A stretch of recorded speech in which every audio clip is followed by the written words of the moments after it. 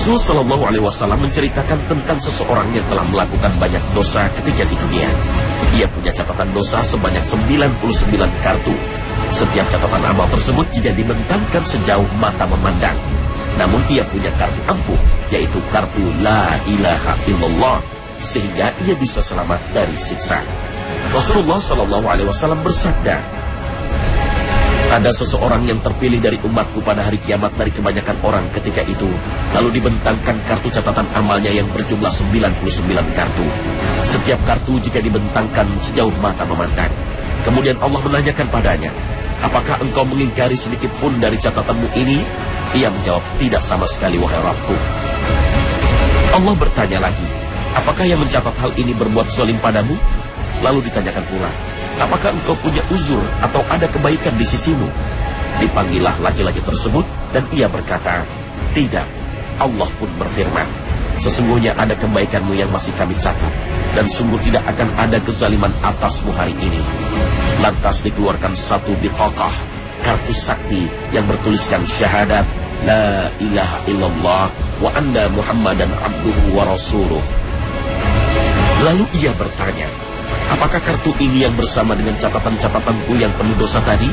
Allah berkata padanya, sesungguhnya engkau tidaklah zalim. Lantas diletakkan kartu-kartu dosa di salah satu dalam timbangan, dan kartu ampuh La ilaha illallah di daun timbangan lainnya. Ternyata daun timbangan penuh dosa tersebut terkalahkan dengan beratnya kartu ampuh La ilaha illallah itu. Hadis riwayat Ibnu Majah, Tirmizi, dan Ahmad. Assalamualaikum warahmatullahi wabarakatuh. Amal demi amal telah dihadirkan dan dipertanggungjawabkan. Allah Maha Pemurah. Dia Maha mengetahui bahwa manusia terdiri atas darah dan daging serta dari jiwa, akal, dan nafsu. Allah juga Maha mengetahui bahwa ada setan yang selalu merayu dan mengganggu manusia. Karena itu Allah Subhanahu wa Ta'ala masih menoleransi orang-orang yang melakukan dosa selama beban dosanya tidak lebih berat dari beban kebaikannya. Maka Allah memancangkan timbangan. Timbangan itu memiliki dua panci dan lidah, masing-masing panci seluas langit dan bumi. Ibnu Abbas berkata, kebaikan dan keburukan akan ditimbang dengan timbangan yang memiliki lidah dan dua panci. Panci kebaikan terbuat dari cahaya dan panci keburukan berupa kegelapan. Disebutkan dalam sebuah riwayat bahwa surga diletakkan di samping kanan arsy dan neraka di samping kiri arsy. Kemudian didatangkan timbangan lalu dipancangkan di hadapan Allah Subhanahu wa Ta'ala.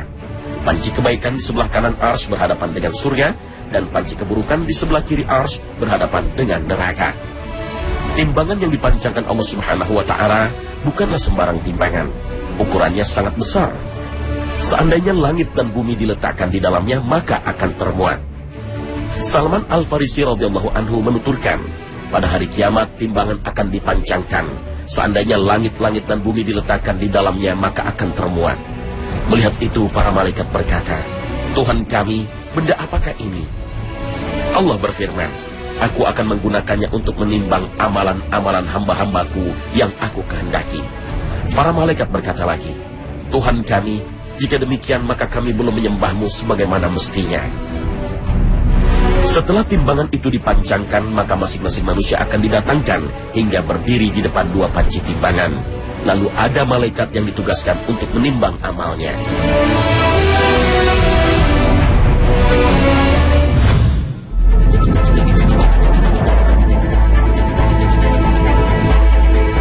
Timbangan yang dipancangkan untuk menimbang amal manusia benar-benar sangat tepat dan sangat akurat, sehingga seseorang di hari itu tidak akan dirugikan sedikit pun. Sekecil apapun amal baik atau amal buruk seseorang, walaupun hanya sebesar telur kutu, niscaya tidak akan luput dari timbangan itu. Timbangan itu memiliki standar ukuran zarrah atau biji terkecil, bukan kilo atau gram, sehingga memiliki kepekaan yang sangat tinggi. Dengan timbangan itu akan terlihat nyata setiap kebaikan dan kejahatan yang pernah dilakukan selama hidup di dunia. Ada kebajikan yang tampaknya sangat kecil, tetapi ketika ditimbang di atas neraca keadilan di hari kiamat, mempunyai daya berat dan nilai yang sangat besar sekali. Begitu juga kebalikannya, satu kebajikan yang kita rasa sangat besar, boleh jadi ternyata nanti mempunyai daya berat dan nilai yang sangat kecil sekali. Begitu pula dengan kejelekan atau kejahatan. Seseorang yang bersedekah sekilogram beras di saat harga beras membumbung tinggi kepada seorang melarat yang tak berdaya mempunyai nilai yang besar sekali. Mungkin melebihi nilai derma sebesar jutaan rupiah, tetapi diiringi dengan perasaan riya. Disebutkan dalam hadis sahih bahwa seorang laki-laki diampuni dosanya karena suatu kebajikan yang tampak ringan saja, yaitu memberi minum anjing yang hampir mati kehausan pada saat panas terik. Pernah pula seorang laki-laki diampuni segala dosanya oleh Allah karena dengan ikhlas mengangkat sebuah duri dari tengah jalan agar jangan melukai kaki orang yang sedang berjalan.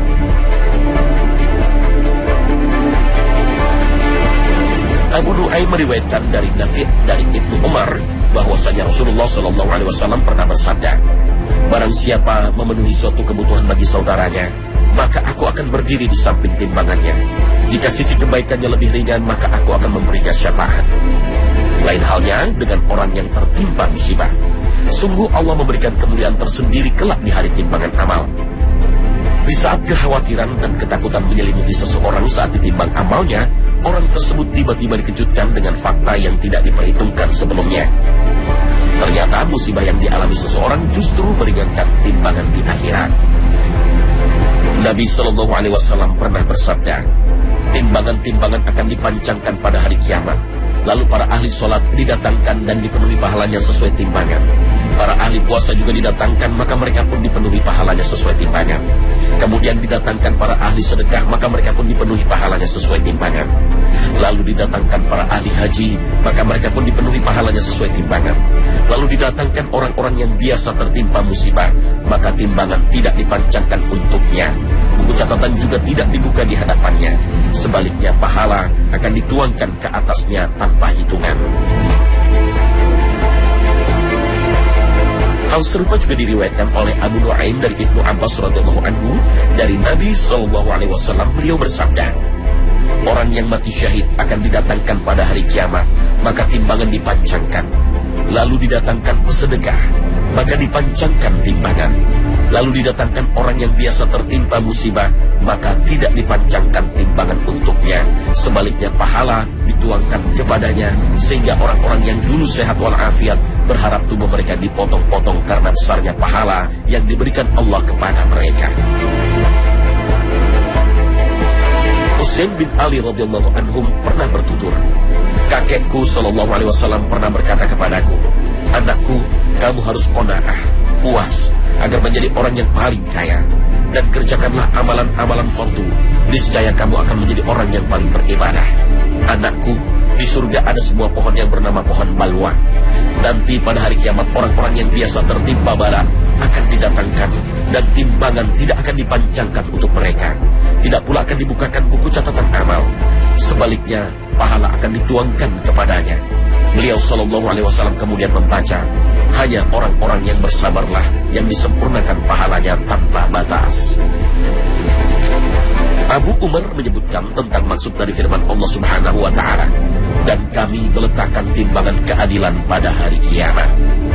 Bahwasannya amal seseorang laki-laki akan didatangkan dan diletakkan dalam panci timbangan pada hari kiamat. Lalu panci kebaikannya lebih ringan, maka didatangkan sesuatu menyerupai mendung atau awan, kemudian diletakkan di dalam timbangannya, maka panci kebaikannya berubah menjadi lebih berat. Dikatakan kepada orang itu, tahukah kamu apa itu? Dia menjawab, tidak. Dikatakan lagi, itu adalah ilmu yang dulu kamu ajarkan kepada manusia. Imam Ahmad meriwayatkan dari Wahab bin Munabbih tentang firman Allah, dan kami akan meletakkan timbangan keadilan pada hari kiamat, bahwasannya dia berkata, sesungguhnya amal-amal itu akan ditimbang sesuai dengan kondisi terakhirnya. Jika Allah menghendaki kebaikan bagi hambanya, maka dia akan menutupnya dengan kebaikan. Dan jika menghendaki keburukan baginya, maka akan menutupnya dengan amal buruk.